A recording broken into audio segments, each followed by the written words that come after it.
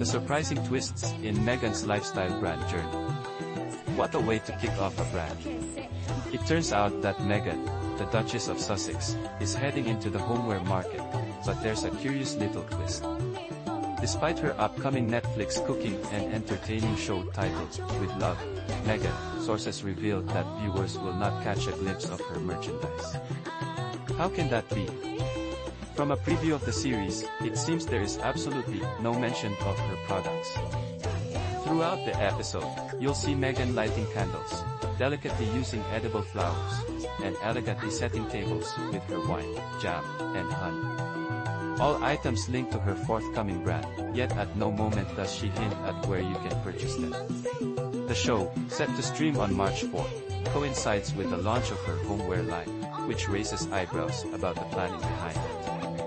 Could it be that the rush to get the show prepared last spring left some crucial details overlooked? When filming began in a magnificent mansion near her and Prince Harry's home in Montecito, Meghan had not even kicked off the process of creating her merchandise, nor was she in partnership with Netflix to promote her brand as she is now. Interestingly, Meghan's brand was originally called American Riviera Orchard, a nod to her neighborhood's charm. However, she recently explained in a video that she opted for the sleek new name, As Ever, because she felt the former title limited her to products solely grown or manufactured around her area. Plus, there were some issues with the U.S. Patent and Trademark Office rejecting her trademark application for the old name, since businesses can't misuse geographic names for trademark purposes. Even the fancy logo she designed faced scrutiny for being inaccurate, with the O in Orchard not being clearly visible. But that's not all. Her new logo has also drawn some attention as it strikingly resembles the coat of arms of Ferrers, a charming little town in Majorca. In fact, the owner of a related clothing business called As Ever NYC is currently seeking legal advice. Amid all the brand's challenges, Meghan shared her thoughts. As Ever essentially means as it's always been. If you've followed me since 2014 with the TIG, you know I've always loved cooking, crafting, and gardening. That's who I am. And speaking of gardens, famed gardener Monty Don was taken aback recently to see that his old home in London was advertised by real estate agents as having a garden designed by him, a whopping 36 years after he sold the property.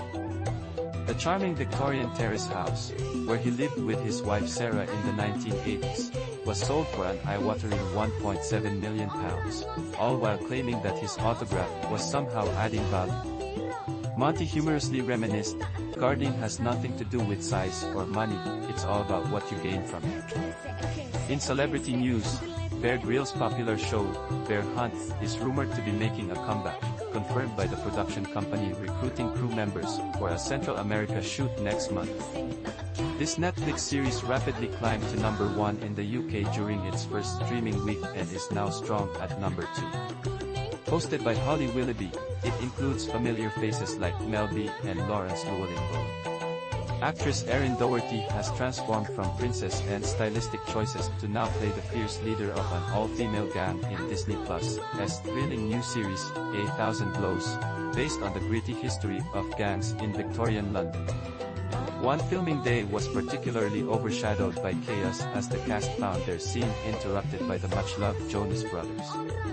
Meanwhile, Tom Cruise was the life of the pre-BAFTA bash this past weekend, bringing out major charm as he mingled with British film stars, though his rumored romantic interest, Ana de Armas, was noticeably absent.